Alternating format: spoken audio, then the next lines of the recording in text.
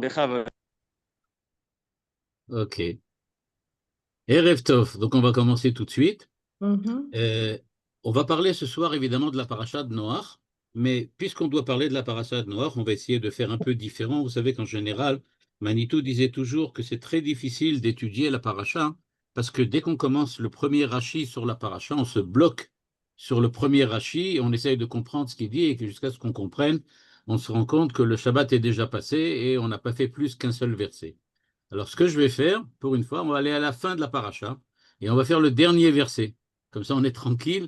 Si le premier, on l'a fait, le dernier aussi, on aura fait. Et donc, je vais chercher un des versets. J'ai cherché un des versets qui est celui de la fin de la paracha. À la fin de la paracha, je vais tout de suite vous montrer le texte. Sharing, ok. Qu'est-ce qu'il veut que je fasse là? Ah non, on n'a pas la possibilité de montrer le texte. Bon, alors, c'est pas grave. Quand il y aura la possibilité, je le Oh, il ferai. n'y a pas la possibilité. Parce que il a oublié de me faire co-host, donc je ne peux pas le faire. Mais c'est pas grave, Bon. on va se débrouiller sans. Il n'est pas là, Johan? Il est parti? J'ai l'impression, oui. Donc, qu'est-ce que je vais prendre donc je vais vous dire le texte par cœur. C'est pas très long de toutes les façons. J'aurais pas utilisé beaucoup le texte ce soir. Alors, voilà le texte. Le texte, c'est la fin de la paracha, au chapitre 8, verset 16, dans lequel Dieu dit à Noach, Tse minateva, sors de l'arche. Sors de l'arche. Et donc, a priori, c'est quelque chose de très simple. Le déluge est terminé. Oui. On a vu toute l'histoire du corbeau, l'histoire de la colombe. Tout est clair. Le déluge est terminé. La terre est prête à recevoir les hommes. Et Vayomer Elohim el Noach, Tse minateva. Dieu dit à Noach, Tse minateva. Le Rav Zaks ramène un midrash étonnant. Et dans ce midrash, voilà ce que dit le midrash. On y trouve la question suivante. Amar Rav, Noach. vous pouvez partager l'écran, Rav. Ah, ça y est, super. Alors donc, Amar Noach, Noach demande la chose suivante. Voilà, vous l'avez devant vous. Qu'est-ce que le midrash nous dit? Amar Noach, Birshut Akadosh Baruchu Nichnasti. C'est à la ligne 4 devant vous, Ah, 5, pardon. C'est-à-dire, je suis rentré avec l'autorisation de Dieu, ouf. sous-entendu dans l'arche. En Que... fait, évidemment, quand on parle Bereshut, ça veut dire que Dieu m'a ordonné de rentrer dans Mhm. l'arche. Bereshut Akadosh Baruchu Nichnasti. Mhm. Arshav etze lo birshut. Maintenant, je vais en sortir sans son autorisation. Qu'est-ce que dit Mhm. Noach?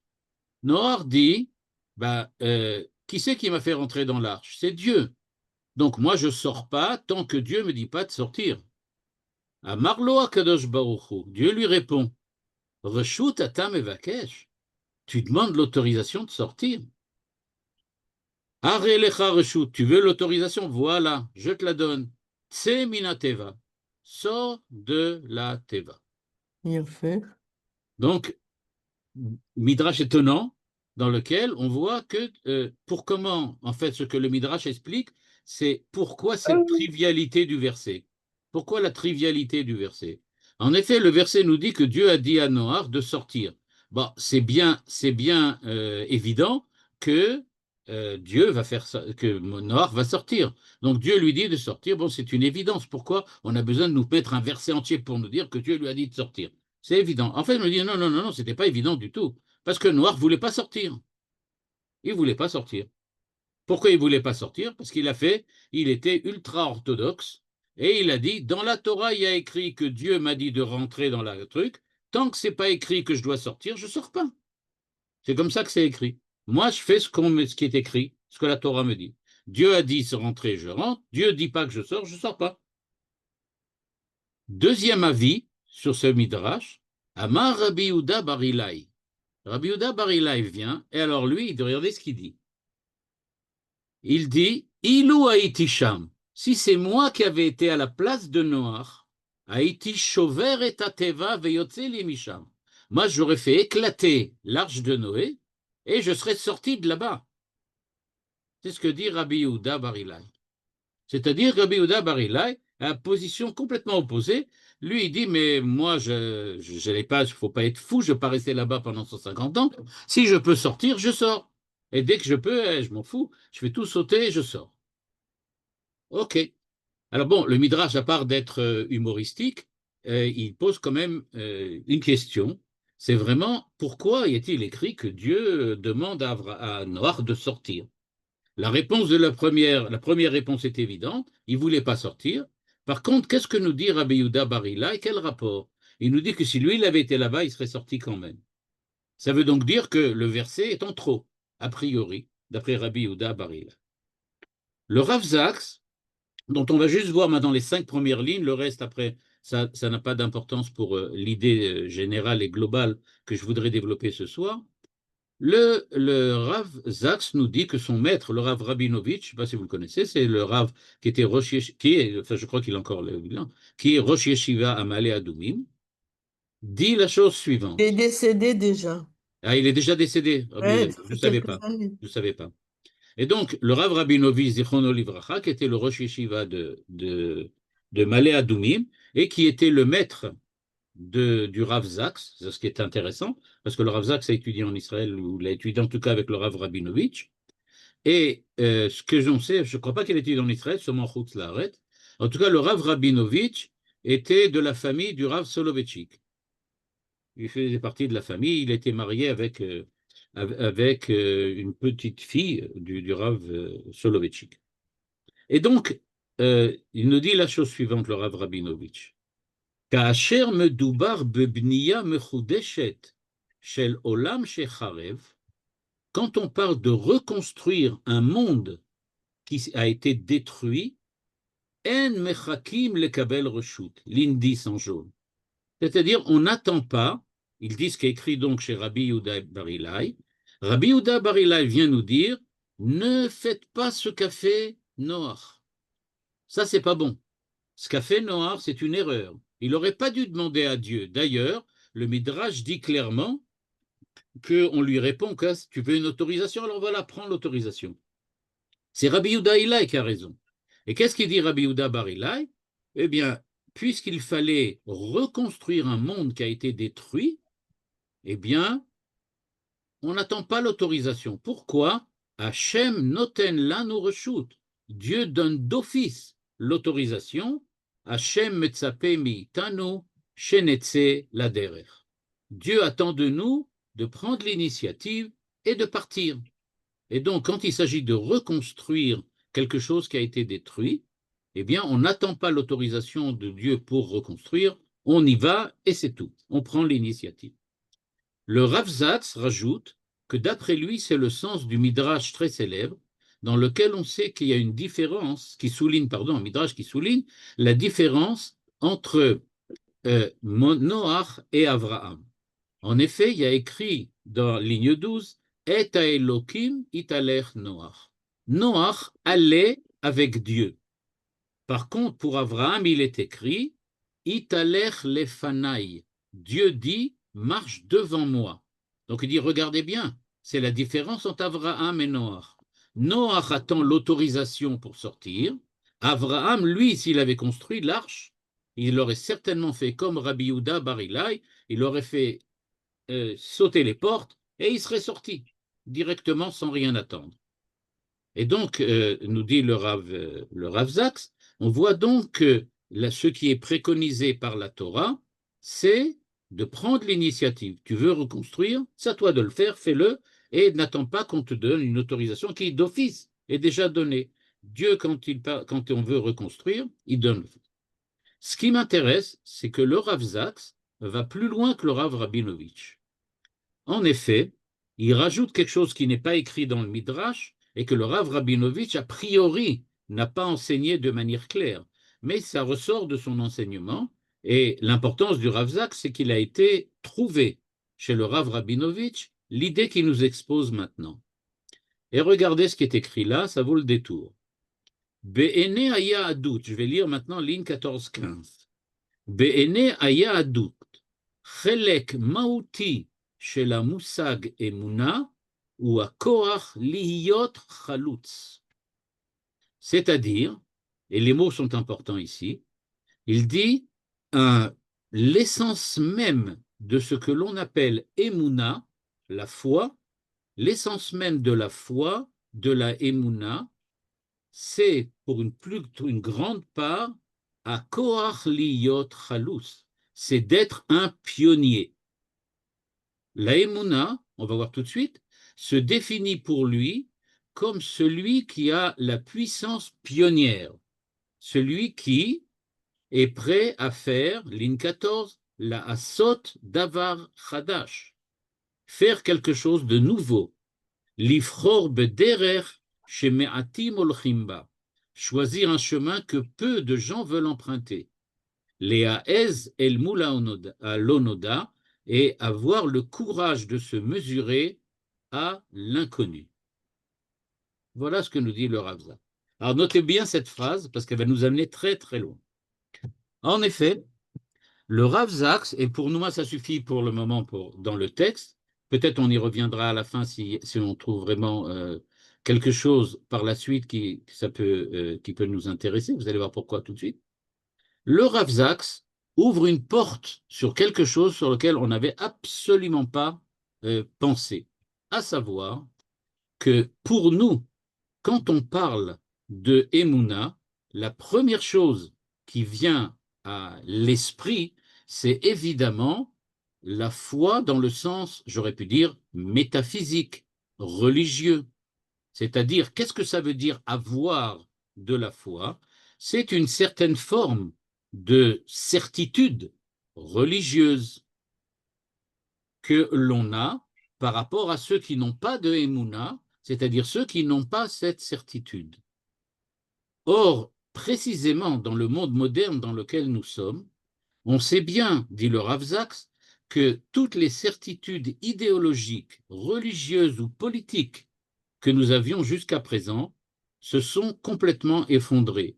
Ce qui se passe actuellement, après le 7 octobre, dans le monde entier, cette réaction anti-israélienne, anti-sioniste, anti-juive et antisémite que l'on voit maintenant apparaître, elle est claire qu'il y avait des certitudes avant, on ne peut pas être antisémite.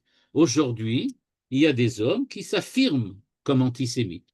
Alors ils disent que ce n'est pas de l'antisémitisme, ça s'appelle de l'antisionisme, mais ce n'est pas de l'antisionisme parce que, oui, d'accord, je suis contre les sionistes, mais qu'est-ce que je peux y faire que tous les juifs sont sionistes? Donc je suis contre tous les juifs, etc., etc., etc. Et c'est dit par des personnes qui affirment qu'ils sont de bonne foi. Donc en tout cas, ce qu'on trouve, c'est qu'il y a une certaine conscience spirituelle globale, générale de l'humanité qui vacille et qui a tendance à disparaître. Or, ici, ce que l'on voit, c'est que le Rav Zak, lui aussi, on peut dire comme ça, va dans le sens de la Emouna, c'est justement avoir la force d'être un pionnier, c'est-à-dire la force d'être contre l'ensemble des gens qui, eux, affirment qu'il n'y a pas de certitude, que les choses ne sont pas sûres.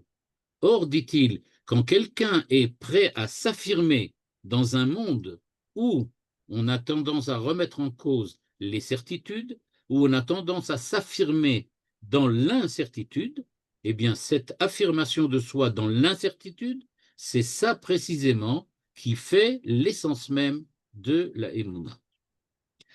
Donc, dans ce texte, ce petit texte que nous avons lu, c'est le courage spirituel qui fait la Emouna. C'est ce que dit le Rav Zak quand il dit c'était le courage d'Abraham. Abraham était ivri. Abraham a ivri. Ivri, on traduit en général par l'hébreu. Mais le Midrash nous dit Abraham s'appelait ivri parce que Abraham était d'un côté, Ever, ça veut dire d'un côté du monde, et l'ensemble d'humanité, Ever Hasheni, de l'autre côté du monde. C'est-à-dire qu'Abraham a osé avoir le courage de se lever, de partir, de marcher devant Dieu dans l'incertitude. C'est ce que nous a dit le Rav Zak quand il nous a dit que dans la Emouna, il y a cette notion-là que je ne suis pas sûr. Je ne sais pas exactement ce qui va m'arriver, mais pourtant, je suis prêt à prendre la marche et de marcher devant Dieu, sans avoir la protection divine. J'ai plus de protection, rien n'est sûr, j'y avance. Et c'est donc cette tension entre ce que l'on appelle la foi, c'est-à-dire la certitude de Dieu, mais pourtant dans l'incertitude. D'un côté, l'obéissance, Noach, de l'autre côté, la liberté, Abraham. Dieu qui donne l'ordre et qui commande, Noach, et l'homme qui ose faire quelque chose, c'est du côté d'Abraham.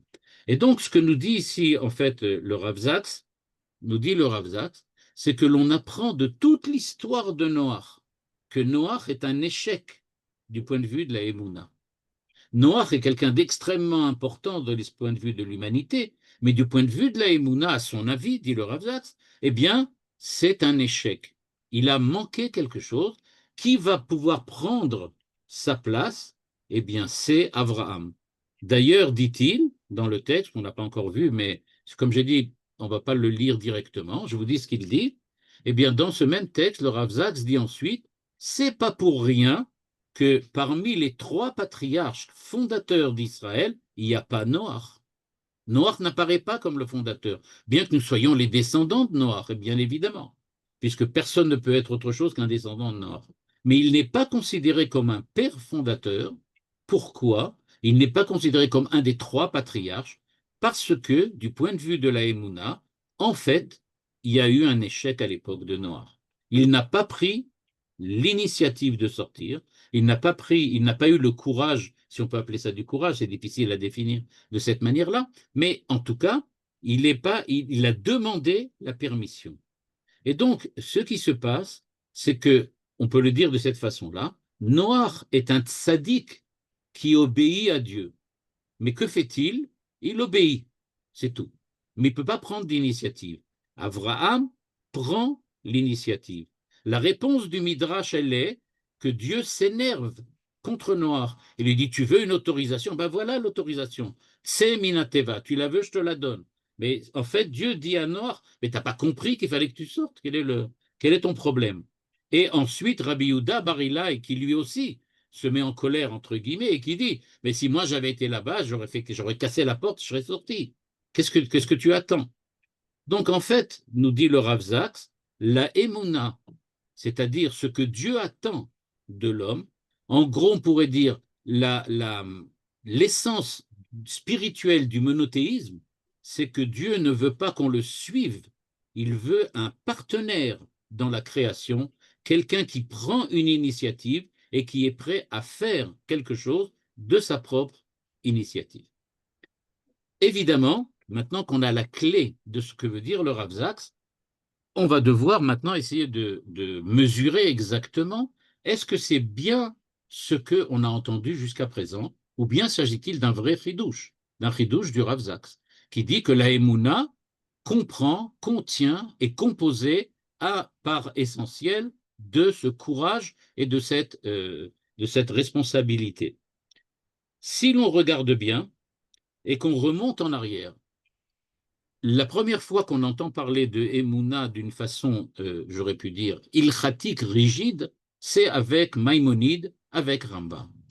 En fait, Rambam nous dit, regardez bien, si vous contemplez le monde, si vous observez l'ordre des astres, si vous réfléchissez à la cause première qui a créé le monde, vous ne pouvez pas ne pas arriver à la conclusion que le monde a été créé par un Dieu unique. Et dit-il, Abraham a regardé, comme le dit le Midrash, il a composé, il a essayé de comprendre, et il est arrivé à la conclusion qu'il y a un Dieu un. C'est ce que nous dit le Midrash. En effet, la foi d'Abraham, la Emouna d'Abraham, est venue donc d'une réflexion, est venue d'une compréhension. Mais ça ne s'est pas fini là. En effet, pour Maïmonide, la foi véritable, la Emouna, ce n'est pas seulement j'aurais pu dire, de l'essence de la crédulité, Mais en fait, on voit bien qu'Abraham a compris et qu'il a agi par la suite. Comprendre pour le Rambam, ce n'est pas suffisant, c'est nécessaire. Tu es obligé de comprendre, c'est-à-dire tu es obligé de réfléchir sur l'ordre du monde, sur la valeur du monde, sur la cause du monde, sur la valeur de l'homme. Mais ce n'est pas suffisant de réfléchir, de penser et même d'arriver à la vérité, ce que l'on appelle da'at. La da'at sheyesham matsui rishon. Quand on parle de da'at, ça veut dire qu'on est arrivé à la connaissance véridique et parfaite. Mais ce n'est pas suffisant. L'histoire d'Abraham nous montre qu'il l'a compris et donc il a agi. C'est-à-dire, à quel moment peut-on dire que tu comprends quand tu es capable de prendre la responsabilité d'agir selon ce que tu comprends? Comprendre Dieu, ça veut dire que plus tu comprends Dieu et plus tu vas agir, créer, intervenir, prendre une responsabilité. C'est ça ce que le Midrash veut nous dire. Il nous dit, peut-être que Noach a compris ce qu'il fallait faire, mais il s'est bloqué au niveau de la compréhension. Il n'a pas été plus loin, il n'a pas agi. Et nous dit ainsi le Rambam, donc la Emouna, c'est pas fuir le doute, mais c'est conquérir le sens de l'existence même en présence du doute. Même en présence du doute. Jamais la Emouna ne va supprimer l'incertitude parce que on te demande d'agir. Et donc, tu ne peux jamais être sûr à 100% que, premièrement, tu comprends bien les choses, deuxièmement, que ton action en faveur de ton ashkafat olam, c'est-à-dire de la manière dont tu comprends le monde, eh bien, tu n'es pas sûr non plus que c'est la bonne et que elle est faite au bon moment, par la bonne personne. Donc, il y a toujours des incertitudes. Et donc, le Rambam, déjà, nous introduit cette idée qu'il va toujours rester quelque chose d'incompréhensible et malgré tout, tu vas devoir agir, prendre position et prendre ta responsabilité. C'est pour cela, dit le Rambam Maïmonide, quand on lui demande la question, est-ce qu'il y a un sens rationnel au mitzvot? C'est-à-dire, est-ce qu'il y a une finalité au mitzvot? Quand Dieu nous dit de faire la shrita des animaux avant de les manger, est-ce que ça a un sens rationnel ou est-ce que ça n'a pas un sens rationnel? Ça veut dire quelque chose ou bien c'est simplement un caprice divin? Dieu décide que voilà, ça me plaît de voir que vous fassiez la shrita et que vous n'utilisez pas une décharge électrique. Donc, qu'est-ce que veut dire ça? Le Rambam répond d'une manière très intéressante. Il dit, c'est vrai que tout est rationnel dans la Torah. On peut trouver une explication rationnelle à tout ce que la Torah nous dit, y compris la shrita. Mais il n'en demeure pas moins qu'on va arriver à un certain moment d'incertitude et de doute. Bien qu'on est 100% sûr que Dieu n'a aucun caprice. Et s'il a décidé qu'il faut faire la shrita, c'est qu'il a une bonne raison. Et pourquoi? Le Rambam donne cet exemple. Il dit, si on demande donc comment doit-on tuer un animal avant de le manger, on te dit tu dois l'égorger. Super.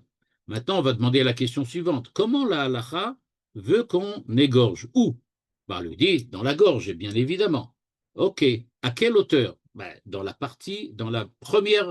moitié élevée du cou, pas dans la moitié basse du cou. OK. Dans cette moitié élevée, à quel endroit? Là, le Rambam dit, bah, j'en sais rien, comment on peut savoir? Il n'y a pas de raison particulière à un endroit particulier. C'est dans la partie élevée du cou et c'est tout. Là, on est obligé de s'arrêter. Et donc, si on était Noach, ben, on ne pourrait jamais manger de viande. Parce que Noach aurait demandé, oui, mais où exactement? J'attends que toi, Dieu, tu m'écrives. Où est-ce que je dois faire la shrita? Exactement, l'endroit. Je veux que tu me dises. Là, Dieu lui aurait dit, mais qu'est-ce que tu veux que je te dise? Dans le cou, sur la partie haute. C'est tout. Eh bien, Abraham, lui, aurait pris l'initiative, aurait dit, OK, partie haute, je fais n'importe où. L'essentiel, c'est de faire ce qui se passe. Et donc, nous dit ce que nous dit le Rav Zaks, donc c'est pas seulement à la suite du Midrash concernant Abraham et Noach, qui, soit dit en passant, ne sont pas ici dans le Midrash le Avraham historique face au Noach historique. Ce n'est pas une comparaison entre Monsieur Avraham de l'époque face à Monsieur Noach à son époque. Ici, ça représente deux comportements juifs qui sont tous les deux légitimes, mais la Torah nous recommande de se conduire comme Avraham et pas de se conduire comme Noach. Donc, il faut bien remarquer, on ne fait pas de reproche à Noach ici. Simplement, on dit, il y a un comportement légitime qui est celui de ceux qui demandent à Dieu d'expliquer, de donner, de préciser absolument tout. Moi, je ne fais rien sans regarder ce qu'il y a écrit dans le Shulchan Aruch à 100%. Et qu'est-ce qui se passe si je ne trouve pas dans le Shulchan Aruch? Je suis embêté, je ne fais rien, je ne sors pas, j'attends, puisque ce n'est pas écrit. Et donc, Dieu lui dit, tu veux absolument que ça soit écrit? Voilà, c'est écrit. Rabbi Yehuda Bar Ilai, il vient dire, non, on ne doit pas attendre que ça soit écrit, il y a des choses qui sont une évidence, ça fait partie de la Emouna. La Emouna, justement, c'est le fait que je sois convaincu de ce que j'entends de Dieu me fait que je n'ai pas le choix. C'est bien évident que je dois ouvrir les portes et sortir. Il n'y a pas besoin qu'on me le demande. Ça fait partie, c'est built-in. C'est comme ça que ça doit marcher. Je peux peut-être faire un rapport avec quelque chose de complètement différent, mais qui est connu de la plupart d'entre vous. Donc, je suppose que ça pourra vous aider à comprendre l'idée qui se trouve derrière l'explication du Rav Zaks. Vous vous rappelez très certainement que dans le livre de Bamidbar, on parle de Pinchas. Et Pinchas, on sait qu'il est intervenu parce que Zimri ben Salou était parti avec une des reines, une des princesses de Ammon ou Moab. Et donc, ce qui se passe là-bas, c'est qu'il tue Zimri ben Salou et Kozvi Batsou, il tue les deux personnages, et le Midrash nous raconte que tout le monde dit « Hey, d'où est-ce que tu sais que tu les as tués? Pourquoi tu les as tués ?» Et il fallait attendre. Et le Midrash nous raconte. En fait, la halacha, c'est qu'il faut tuer ces deux personnages. Mais, halacha ve'en morim ken. C'est la halacha, mais si jamais tu viens me demander, qu'est-ce que je dois faire, on ne répond pas à la personne et on ne lui dit pas qu'il doit les tuer. Pourquoi? Parce que ça doit être fait naturellement, comme un réflexe naturel de celui qui assiste à cet épisode entre Kozvi Batsour et Zimri Ben Salou. En gros, quelqu'un qui a la émouna, nous dirait ici le Rav Zaks, quelqu'un qui est vraiment un kanaïm pogimbo, celui qui est vraiment un tzaddik, lui, il n'a pas besoin de demander la halacha, que d'ailleurs on ne lui donnera pas, et il le fera lui-même de façon naturelle.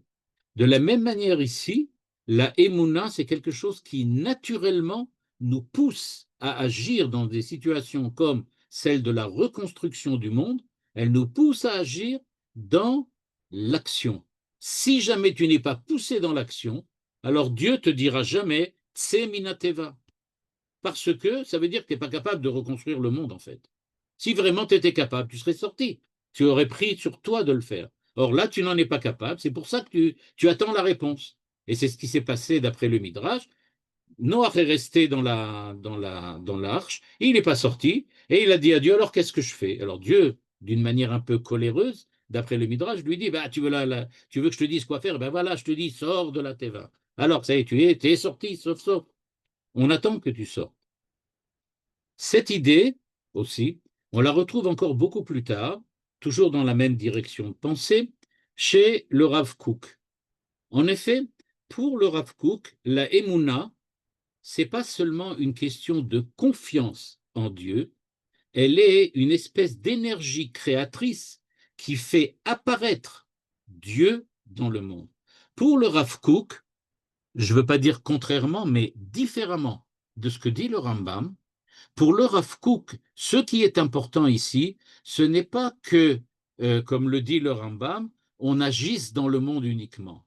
Mais grâce à cette action, ce que tu vas entreprendre va devenir, on peut le dire de cette façon-là, sanctifié par Dieu.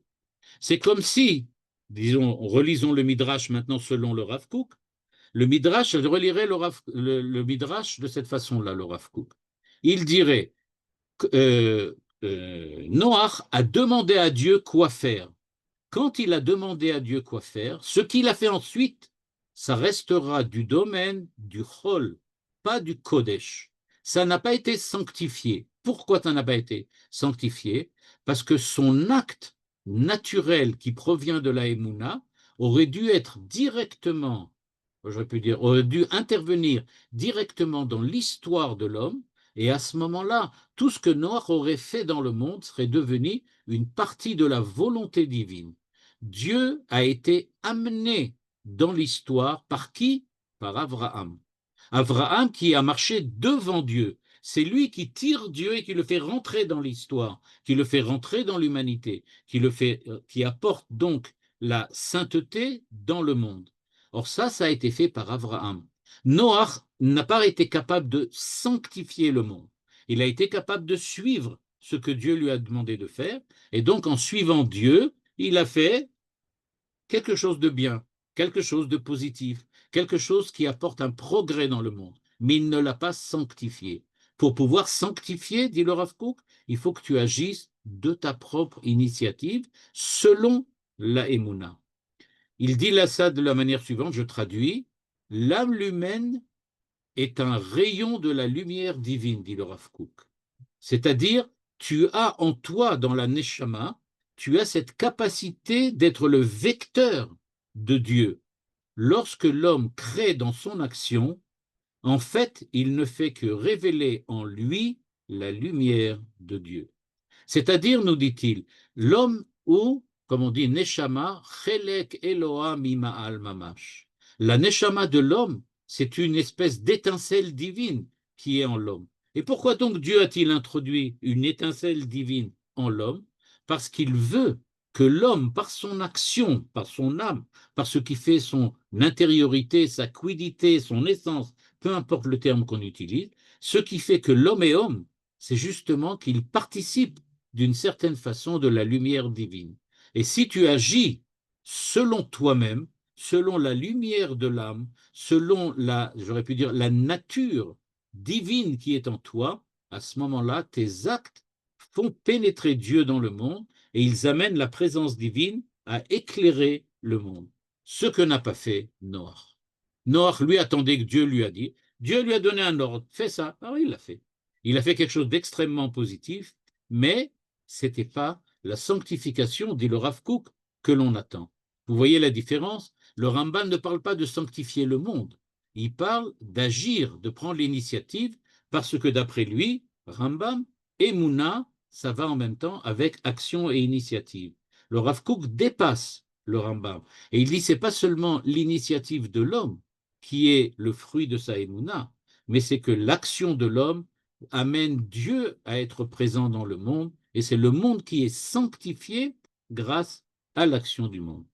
D'après le Rav Zaks, donc ici, et le Rav Kook, il faut donc comprendre que l'Aemouna, cela fait et cela transforme l'acte de l'homme, l'acte de la création humaine, et peut-être faut-il dire pas seulement l'acte religieux, parce que Noach n'a pas fait de la religion quand il est sorti dehors, il a fait de l'agriculture, il a essayé de remettre le monde en ordre. Il n'a pas créé un Beth Knesset ou un Beth Midrash, et il n'a certainement pas pris une Gemara. Et donc, qu'a-t-il fait? Il a reconstruit le monde, ce qu'a dit le Rav Rabinovitch au Rav Zaks quand il lui a enseigné. Il lui a dit, regarde, ce qui s'est passé, l'enseignement de ce Midrash, c'est que quand il s'agit de reconstruire ce qui a été détruit, tu sanctifies par tes actes le monde. C'est cela ce que tu fais. Et il n'y a pas besoin d'attendre que Dieu parle. D'une certaine façon, dirait le Rav Kook, en dépassant cette idée-là, cette sanctification, c'est comme une espèce de prière. Au fond, en sortant de l'arche de Noé, en commençant à reconstruire le monde, c'est un peu une forme de prière qui fait que le monde est sanctifié. Et donc, de ce point de vue-là, la résurrection du peuple d'Israël sur sa terre, selon cette vision du Rav Kook, c'est évidemment un process spirituel qui est d'une ampleur qui dépasse très, très, très largement l'historique d'Israël pour véritablement devenir une présence de Dieu dans le monde. Donc, la foi pour le Rav Kook, la Emouna, c'est une espèce d'audace parce qu'elle me permet d'être le vecteur de la divinité, le vecteur de la sainteté. Pour le Rav Zaks et d'après le Rav Kook, la sainteté, c'est pas un dictionnaire de certitude. La Emouna, c'est-à-dire le rapport, la relation avec la sainteté, c'est pas simplement un livre de philosophie, mais c'est savoir apporter la lumière divine au monde qui l'attend, une espèce de luminosité en devenir. Cette lumière ne peut émerger, nous dit le Rav Kook et le Rav Zaks, que si l'homme accepte de rentrer dans l'incertitude. Parce que, est-ce que je vais réussir? Est-ce que ça va marcher? Est-ce que les hommes vont accepter? Est-ce que j'en aurai la force? Est-ce que je le fais au bon moment? Et on ne sait pas. C'est pas écrit dans le dictionnaire. Même s'il est écrit dans le manuel de philosophie, comment on devient Mahamin, comment on devient un homme de la Emouna, c'est pas sûr que je vais arriver à transmettre cette Emouna plus tard. Et donc, il y a toujours cette incertitude de la liberté, de la responsabilité, et donc, d'une certaine façon, du risque. Donc, le risque dans cette perspective, c'est pas une erreur, c'est la condition même de ce qui fait la liberté humaine. Et donc, d'une certaine façon, on peut dire que l'incertitude devant laquelle nous sommes, c'est pas une malédiction qu'il faut enlever, éradiquer de la vie humaine, mais cette incertitude, pardon, elle est une invitation à prendre la responsabilité et à agir afin de sanctifier le monde. D'un certain point de vue, on pourrait être comme Noach. Et à ce moment-là, je dirais, c'est comme un religieux qui attend des garanties. Je suis religieux, j'attends des garanties de Dieu. Je veux que Dieu signe sur ma réussite, qu'il signe que tout va aller bien. Vous savez, il y a un chant comme ça qui dit « Et tout va être bien, et encore bien, et toujours bien, etc. » Je veux que Dieu signe, oui, que tout soit bien. Nous dit le Rav Kook et le Rav Zaks, en fait, celui qui est vraiment mûr, il ne cherche pas à être sûr, mais il cherche quel est le sens du chemin qu'il doit emprunter. Et donc, il ose vivre d'une certaine façon dans l'incertitude. Et donc, on pourrait le résumer de cette manière-là. La semaine prochaine, quand on lira la paracha suivante et on verra Dieu qui dit à Abraham, Lech lecha, ça veut dire que Dieu a découvert chez Abraham un homme qui est prêt à avancer.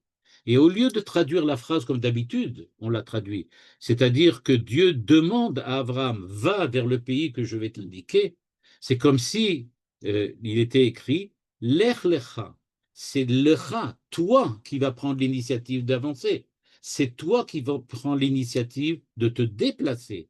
Et la aretz asher areka, et tu arriveras au pays qui, en fin de compte, est celui que je t'indiquerai.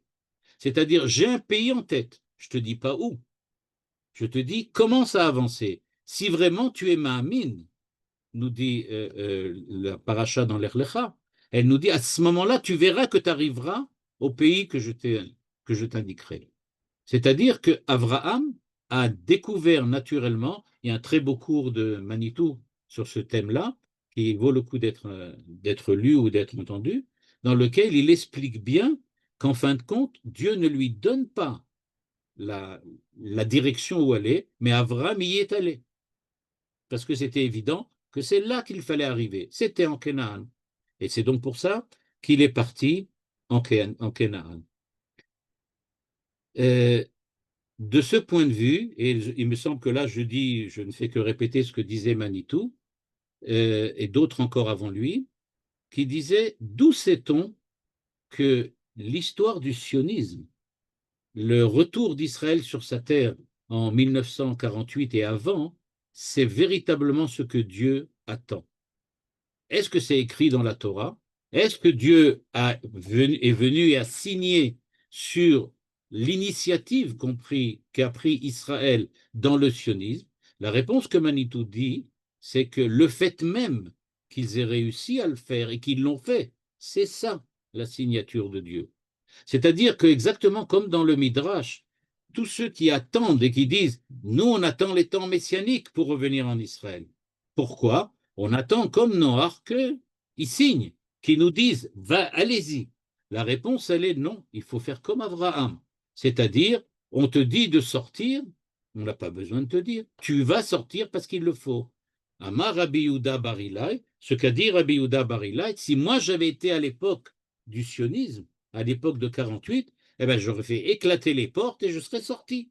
C'est ce que dit ici, ce que dit Manitou, et c'est ce que dit ici le Midrash. Il n'a pas attendu, Abraham n'a pas attendu, et Rav Yehuda bar Ilai n'a pas attendu qu'on lui dise, mais les premiers pionniers ont véritablement mis en place une histoire de la foi, du courage, de l'initiative, de la lucidité. Et en fait, c'était des vrais Mahamin, comme le dit le Rav Kook, puisqu'on est justement dans la pensée du Rav Kook, comme le dit le Rav Kook, le fait qu'il désire créer l'État d'Israël, qu'il désire construire l'État d'Israël, c'est la preuve qu'ils sont bien dans le chemin que Dieu leur a demandé. Pourtant, maintenant je dis pourtant, on va devoir maintenant aussi penser que dans la Emouna, il y a maintenant une autre définition, ou plutôt une autre phase qui n'en est pas moins importante que celle de, comme on a vu, de cette certitude de prendre l'initiative.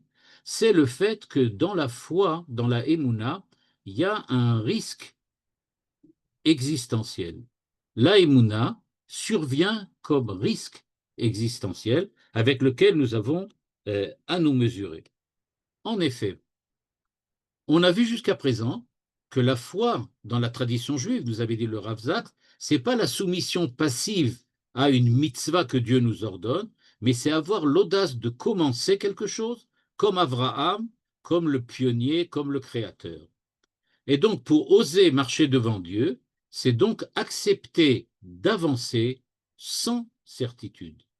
Et donc, la question qui va se poser maintenant et avec laquelle on va devoir se mesurer, c'est de dire, alors, quelle sorte de émouna a-t-on?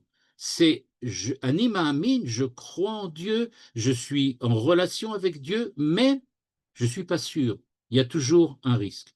Je rappelle que André Neher, notamment, quand on lui demandait « Est-ce que tu es sûr que le sionisme, Eret Israël, la Aliyah, c'est la réponse juive, la réponse religieuse à ce que Dieu attend de toi ?»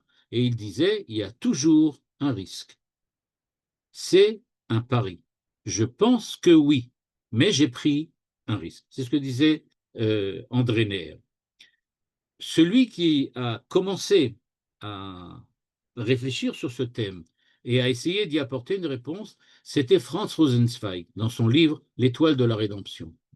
Là-bas, il dit que la Emouna, c'est pas comme un saut solitaire. Vous savez, celui qui saute d'en haut de la falaise, c'est plutôt, excuse, c'est une blague qu'on connaît très bien, qui dit qu'il y a un monsieur qui a sauté du haut d'un gratte-ciel, du 45e étage, et il saute. Et il dit, vous voyez, il n'y a rien qui peut m'arriver, il n'y a rien qui m'arrive, tout est bien, tout marche bien. Évidemment, jusqu'à ce qu'il arrive en bas. Mais tant qu'il est là, il a sauté, il est content. Alors nous dit le Rosenzweig, ne croyez pas du tout que c'est ça la Emouna. La Emouna, ce n'est pas un saut comme ça, je saute dans le vide, je me suicide, mais je dis que tant que je ne suis pas mort, c'est que je ne suis pas encore mort, donc tout va bien. Non, il faut réfléchir à l'avance, là où tu vas. Mais nous dit le Rosenzweig, la Emouna, c'est savoir répondre à un appel. Avraham Avinu a entendu un appel. Italech lefanai veyetamim. Avraham Avinu marche devant Dieu. Pourquoi? Parce qu'il entend le monde, l'humanité, l'appeler. Et comme nous avait dit le Rav Zaks, d'après son maître, le Rav Rabinovitch, quand en fait le Midrash nous dit que Yehuda ben Ilai nous dit j'aurais pu casser les portes et sortir, ça veut dire qu'il s'agit de reconstruire le monde. La reconstruction du monde, c'est comme un appel. le monde m'appelle, l'humanité m'appelle. Il faut maintenant reconstruire le monde et l'humanité. Il dit donc, cet appel-là, Abraham l'a entendu. Noach l'a pas entendu. Et donc, il demande à Dieu, je sors ou je sors pas? Et Dieu dit, ah, t'as rien entendu, qu'est-ce que je peux faire? Bon, bah alors je vais te dire maintenant, sors de l'arche. T'as pas entendu, t'as pas entendu. Rosenzweig, dans son analyse de ce qui se passe, nous dit que le monde moderne a perdu la présence de Dieu. Le monde moderne a perdu Dieu, globalement. Pourquoi? Eh bien, nous dit Rosenzweig, pas parce que Dieu et l'homme, pardon, pas parce que l'homme a cessé de croire en Dieu, mais parce qu'il a cessé de lui répondre. Il n'entend plus l'homme moderne, et en plus, évidemment, l'homme postmoderne, n'entend plus l'appel du monde qui provient de Dieu. La présence de Dieu dans le monde l'interpelle, mais lui n'entend rien. C'est ça le véritable problème. Et donc, dit-il, Rosenzweig, la Emouna, ce n'est pas une idée, ce n'est pas un contenu philosophique, comme l'affirme par exemple Rambam. Il ne s'agit pas simplement de principe de foi, mais c'est une relation dans laquelle l'homme entend Dieu lui dire « je t'aime et je t'attends ». Et c'est pour ça que, comme Abraham, il répond à Dieu « Hineni, me voici ». C'est-à-dire que Dieu interpelle l'homme à chaque instant de son existence et l'homme y répond en ouvrant sa vie à quoi? À l'inattendu et à la, j'aurais pu dire, à l'incertitude. C'est-à-dire que Noach était un tzaddik, il n'y a aucun doute là-dessus, mais un tzaddik qui attendait que Dieu lui montre le chemin. Abraham avait cette force-là d'avoir réussi à entendre Dieu l'interpeller et avoir compris qu'il fallait lui répondre « Hineni, me voici ». Vous vous rappelez certainement de l'épisode de Shmuel, qui pour la première fois a eu une prophétie pendant la nuit, et que Dieu a interpellé, et lui il croyait que c'était Élie le prophète qui avait reçu, qui l'avait appelé. Et donc il est parti voir Élie en lui demandant, voilà, tu m'as appelé, je suis ici. Et au bout d'un moment, Élie se rend compte que Shmuel ne sait pas que Dieu l'interpelle, il lui dit, la prochaine fois que tu entends mon appel soi-disant, réponds à Dieu, je suis là, ton serviteur est là.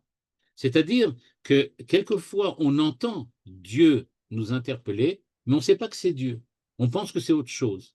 Et peut-être que dans l'histoire du sionisme, il y a eu cette petite, ce quiproquo entre Dieu et Israël, entre Dieu et les hommes. Et donc, Dieu a interpellé les hommes, les a appelés après la Shoah à venir en Israël.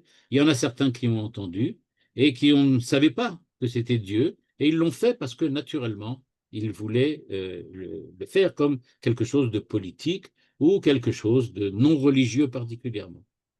Donc, cette interpellation de Dieu qu'on entend nous ouvre la porte, nous dit le Midrash, à la présence de Dieu. J'aurais peut-être rajouté ici que comment entend-on Dieu? Comment fait-on pour entendre Dieu? Comment j'entends l'appel de Dieu? Peut-être faudrait-il aller dans la direction d'Emmanuel Lévinas, qui nous dit que chaque visage humain nous lance un appel venu de Dieu. On entend le En-Sof, l'infini, dans le visage humain de celui qui est face à nous et qui, par j'aurais pu dire par son dénuement et par sa faiblesse fondamentale, nous interpelle en nous disant « tu ne tueras point », dit Lévinas. Donc c'est-à-dire qu'on entend véritablement, par le visage de l'autre, on entend l'appel de Dieu et nous sommes prêts à aller à faire une rencontre. Et donc, ce que chez Rosenzweig, il avait défini la foi comme une réponse à un appel, chez Lévinas, c'est le fait de développer une responsabilité envers autrui, et peut-être, il faudrait rajouter Buber, qui nous dit que c'est l'aventure qui se développe dans un dialogue avec l'autre. Donc, pour conclure, qu'est-ce que le Midrash nous a dit? Qu'est-ce que ce Midrash nous a dit? Eh bien, le Midrash nous a dit qu'au moment où Noach a voulu sortir de l'arche de Noé, donc de la Teva, il n'a pas eu le courage de prendre la responsabilité de sortir. Il a fallu que Dieu intervienne et lui dise de sortir. Ce à quoi Abraham va, on peut dire comme ça, réagir de façon différente. Et quand lui se trouvera face à l'appel de Dieu, il ne l'attendra pas et il dira tout de suite Inéni. Et comme je le disais tout à l'heure, peut-être faut-il voir aussi l'histoire du sionisme comme une réponse, un Inéni d'Israël à l'interpellation de Dieu et Ezrat Hashem, que ça réussisse pleinement le plus vite possible et dans les meilleures des possibilités qui sont face à nous. Et Ravouziel, j'ai une petite question. Bevakasha. Et en parlant de l'appel de Dieu et de tous les modèles comme Noach et tout ça, Moshe Rabbeinu ne faisait que ce que Dieu lui disait, à part l'épisode du rocher et tout ça. Donc, comment classer Moshe Rabbeinu par rapport à cette interpellation de Dieu? Moshe Rabbeinu, il vivait, ça c'est clair d'après les textes, il vivait en permanence sa relation avec Dieu. Il n'avait pas d'appel de Dieu parce qu'il était sans arrêt en dialogue avec Dieu. D'accord. Il était arrivé vraiment à une situation dans laquelle Dieu n'avait pas besoin de l'interpeller. Il se parlait comme on parle avec quelqu'un. Une espèce de situation idéale telle que Lévinas essaye de la décrire. D'accord. Merci beaucoup. D'accord. Ravouziel. Et moi, je pense qu'il y a une contradiction. D'un côté, Oui, on dit on doit être avadim et on doit faire tout ce qu'on vous dit de faire. D'un autre côté, apparemment, d'après ce que vous avez dit, ce qu'on nous demande, c'est d'avoir une certaine chutzpah. Comme Abraham, il a une chutzpah de discuter avec Dieu. Ah, pourquoi tu veux les tuer s'il en reste un, tout ça. Ce qu'on n'a pas vu chez Noir, d'ailleurs, entre parenthèses, du tout. Mais la chutzpah et le fait d'écouter, ça va pas forcément ensemble. c'est pour ça que, comme je l'avais dit tout à l'heure, Dieu ne veut pas des robots, il ne veut pas des bini oui-oui. Ce qu'il veut, c'est des partenaires. Asher bara Elohim la asot. Il veut que l'homme agisse. Ah, Qu'est-ce que ça pourquoi veut vous dire que avez dit l'homme agisse? Avadim, ça veut dire quoi? Pardon? Mira, pourquoi le terme de Avadim? Ça veut dire quoi? Avadim, ça veut dire que c'est une étape. Au-dessus des Avadim, il y a ce qu'on appelle les Banim. C'est-à-dire qu'il y a le Tzaddik et il y a le Chassid, par exemple, dans le langage du Ramchal. Ça consiste à dire la chose suivante. Être Eved, c'est être Noach. Je fais ce que Dieu me dit. D'ailleurs, Noach parle de Elohim, Midatadin, des ordres qui viennent de Dieu. C'est comme ça qu'il vit. Pour lui, Dieu, c'est le Dieu de l'ordre, le Dieu de la nature, le Dieu de ce qu'il faut respecter parce que c'est la loi, mais pas plus. Alors que Banim, c'est Abraham, il est au niveau des enfants. Les enfants comprennent ce que leur père attend d'eux. Et donc, ils le font naturellement. On ne reçoit pas d'ordre de son père, mais on a le respect naturel pour le père, et c'est pour cela qu'on entend ce qu'il nous dit comme des ordres. C'est-à-dire, pour nous, c'est une évidence. Ce que je disais tout à l'heure dans la définition de la Emouna, c'est-à-dire que c'est une évidence pour nous que c'est comme ça qu'il faut agir, parce que notre père nous l'a demandé. Il ne nous l'a pas ordonné au sens, voilà, c'est la loi. Il nous l'a dit, et ça suffit pour devenir un ordre.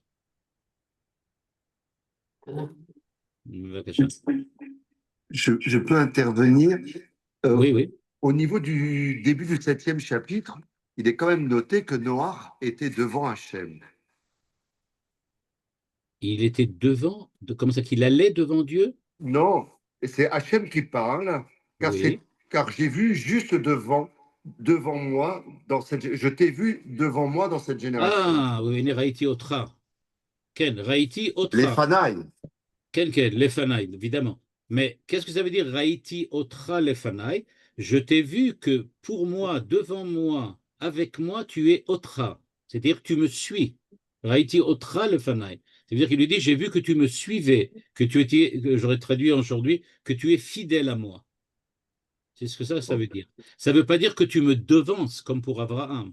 Quand il lui dit, Italer lefanaï, va devant moi. C'est-à-dire que Dieu dit à Abraham, je veux que tu avances de ta propre initiative devant moi, que tu en fasses plus, que tu sois en avance sur moi. Alors que quand il parle de Noach, il voit qu'il est avec moi. Raïti otra lefanaï. C'est-à-dire, je vois que tu es devant moi, Otra, avec moi. C'est ce qu'il veut dire. Bien sûr, oui, tout à fait. Mais malgré tout, il y a aussi ce clin d'œil qu'il est resté 40 jours, comme Moshe est resté 40 jours au Évidemment, Mont Sinaï. évidemment. Donc, il y a peut-être Il me semble une que allusion que je me prochainement, rappelle Noah plus deviendra Moshe. exactement si c'est dans le Jérusalem Post ou peut-être dans le Petit Hebdo, je me rappelle plus. À un moment, quand j'écrivais des articles sur la paracha, j'avais parlé que le clin d'œil aux 40 jours, c'est pas seulement aux 40 jours. À chaque fois que le chiffre 40 apparaît dans la Torah, c'est toujours pour signifier le passage entre deux états complètement différents. Par Ah, exemple, entre être enceinte ou pas être enceinte, c'est 40 jours.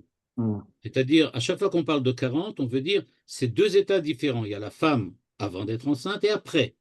Donc, à quel moment elle est enceinte? 40 jours. Moshe Rabbeinu, à quel moment a-t-il reçu la Torah? 40 jours. Le déluge, 40 jours. À chaque fois qu'on fait ce qu'on appelle en physique un saut quantique, qu'on passe d'une situation à une autre, ou plutôt d'une nature à une autre, alors ce passage entre deux natures, c'est en général le chiffre 40. Donc, pour Moshe, c'était le passage entre l'homme qui vit dans le monde de la nature et l'homme qui vit face à Dieu. Il faut 40 jours. Et évidemment, le déluge qui marque deux situations différentes, le monde perverti d'avant avec un monde nouveau qui doit s'ouvrir après les 40 jours du déluge. Très bien, merci. Sur le Haïti au train, j'ai souvenir d'un enseignement de Manitou qui disait qui lisait autrement, Haïti au train, j'ai vu avec toi. Et en fait, c'est Abraham qui le voit dans Noah, qui vient après et Ah, qui, lui, est les Fanaï. c'est avec le Fanaï. Ah, il a fait, oui. C'est la même idée, mais dans le même verset. Oui, très Ouais. bien. On peut dire ça. Parce que je Dire, voulais j'ai vu le aussi. Fanaï, c'est Abraham, dans Otra, c'est toi. C'est ça. Puisqu'effectivement, le verset dit, ôte que tu vas avec moi ou bien que tu vas devant moi. Alors donc, étant donné que c'est dans la même phrase, donc il dit qu'il voit Abraham. Oui, oui, c'est très bien. Très bien. Et un autre enseignement pour charger un peu la barque de Noah, si je peux me permettre. Le pauvre. L'ordre divin, c'est sors de l'arche, toi et ta femme, et tes fils et leurs femmes avec toi. Donc Oui. l'ordre divin, en fait, de Dieu est un ridouche parce qu'il dit, en fait, de sortir en couple, l'homme et la femme, et les enfants avec leurs femmes. Et quand on regarde quand ils sortent de l'arche, Noah reste sur les conceptions prédiluviennes. Ancienne. Ils sortent, lui il sort en premier, les fils et les femmes derrière. Et en Ah, fait, il n'est pas vraiment le tzaddik de l'obéissance comme on ah, pourrait le croire. Il garde ah. les conceptions prédiluviennes. J'entends bien, j'entends bien. Voilà. Ça, c'est une lecture un peu féministe, hein. C'est un enseignement que j'ai reçu d'une femme. Donc, Ah, voilà. Voilà, voilà. Enfin, ça ne veut pas dire que les femmes ne donnent que des enseignements féministes et que tous les hommes sont machos. Moi, je me posais une question, est-ce qu'on ne peut pas relier ce qu'on vient de voir aujourd'hui à ce qu'on a vu la semaine dernière, c'est-à-dire dans cette création qui est à chaque fois un recommencement et qui était vu dans un certain dynamisme, et donc ce dynamisme qui s'oppose au déterminisme, si je puis dire, et qui, donc en fait, en fonction des actions, enfin, si on veut être partenaire de cette création, donc ce dynamisme et ce risque qu'on prend à chaque fois ne rentrent pas dans la même logique d'interprétation Euh, entre Disons, les j'aurais pu dire que ce qu'on a vu la semaine dernière, c'était surtout qu'on avait essayé de comprendre que la présence de Dieu était présente même au moment de l'action de l'homme. C'est ce qu'on voit aujourd'hui ici quand on dit que la Emouna, elle se révèle durant l'action. Eh bien, Mm. comme on l'avait vu, que l'âme, comme on l'avait vu expliqué par le Rav Kook, que l'âme de l'homme, c'est une espèce d'étincelle divine, et si elle est étincelle divine, c'est la présence de Dieu qui intervient durant l'action de l'homme. Alors c'est vrai Mm. que ça se retrouve, les deux idées se retrouvent parallèlement. Simplement, l'accent était mis sur des choses différentes. La semaine dernière, plutôt sur le concept de la création, c'est-à-dire le fait que de haut en bas, Dieu intervient en permanence dans le monde. Et cette fois-ci, on le voit ici dans le fait que par l'action de l'homme, Dieu intervient aussi dans le monde. Et c'est l'homme qui est le vecteur de l'action divine. Mhm. Moi, ce que je voulais mettre en parallèle, c'était ce dynamisme. Enfin, c'était Et le l'aspect dynamisme, bon, évidemment. voilà, c'est l'aspect dynamique Et à opposer au statique, à l'attente. Voilà, donc tout à fait. C'est c'est- d'ailleurs un des fondements de la pensée du Rav Sachs, qu'on verra souvent cette année. Et donc, je vais souvent me servir des enseignements du Rav Sachs parce que peut-être pour lui rendre un service, peut-être, bien qu'il ne soit pas là pour le voir, mais pour lui rendre un service, en ce sens qu'on lit très facilement ce que le Rav Sachs écrit. oui, Je ne sais pas si vous avez remarqué. oui, Quand on oui, lit tout à les fait. textes du Rav Zach, c'est vraiment facile, quoi. On lit, c'est compréhensible, c'est extrêmement didactique, pédagogique, bien présenté, bien, etc. Mais peut-être qu'on ne se rend pas compte de la, j'aurais pu dire, de la richesse et du chidouche de ce qu'il dit. On a Mhm. l'impression que c'est évident. En fait, c'est pas aussi évident que ça en a l'air, et ça montre, notamment de ce texte sur la Emouna, une définition de la Emouna qui est tout à fait différente de ce qu'on a l'habitude d'entendre. Oui. Enfin, ce qui est important enfin, il me semble, c'est Jonathan Sachs, c'est qu'il il prend, comment dirais-je, des points sur lesquels justement on n'a pas de certitude, comme le libre arbitre, etc. Et il apporte effectivement des arguments qui, quand on les lit, paraissent évidents, alors que Oui, oui. on... Et on verra qu'il y a ça c'est sûr qu'il y a ça, et notamment, mais surtout le fait qu'il a passé un doctorat de philosophie et qu'il l'a passé même avant d'être rave, c'est-à-dire qu'il l'a passé pendant qu'il a fait des études du rabbinique, il faisait déjà son doctorat en philosophie, ce qui fait que c'est quelqu'un qui est capable qui a une maîtrise non seulement des sources de la Torah de façon parfaite, mais aussi toutes les sources, on va dire, toutes les pensées universelles, Mm. Il n'est jamais philosophiques. monté en Israël? Non, non, il n'est pas monté en Quelle était Israël. l'argumentation? Il a parlé de ça? Alors ça, on en parlera parce que je sais que c'est un sujet toujours chaud, Midrashet Yehuda, sur le problème d'Eretz Israël et le sionisme, mais disons qu'il avait une attitude critique envers certaines décisions politiques d'Israël, mais pas de critique envers Israël, Médinat Israël et le pays, l'État d'Israël. C'est-à-dire qu'il était 100% pour l'État d'Israël, ce qui ne l'empêchait pas d'avoir des critiques sur certaines décisions politiques. C'est dommage qu'il n'ait C'est-à-dire qu'il pas été n'hésitait avec pas à la le reine dire. Élisabeth à l'époque, Oui, qui oui, n'a bon, il jamais est mis les devenu pieds. lord. Il est devenu lord, hein. Donc il a été Oui. reconnu. Il est Non, devenu mais lord c'est et tout dommage ça. qu'il n'ait pas accompagné en Israël, hein, parce qu'elle n'a Ah jamais mis oui, les pieds. c'est dommage. En tout cas, ce qu'il faut savoir, c'est que, comme Emmanuel Lévinas aussi, qui disait qu'il faut faire la différence entre les critiques qu'on peut avoir sur des décisions politiques et le fait qu'on est 100% à soutenir l'État d'Israël. Sans y venir. Sans, Sans y venir. ah, ça c'est une autre histoire. תודה רבה. Toda Rabba, Merci Besorot beaucoup. Tovot, Bezrat Hashem. Bezrat Hashem. Shabbat Shalom. Shabbat Shalom. Shalom. Shabbat shalom. שלום וברכה Shabbat Shalom. והצלחה.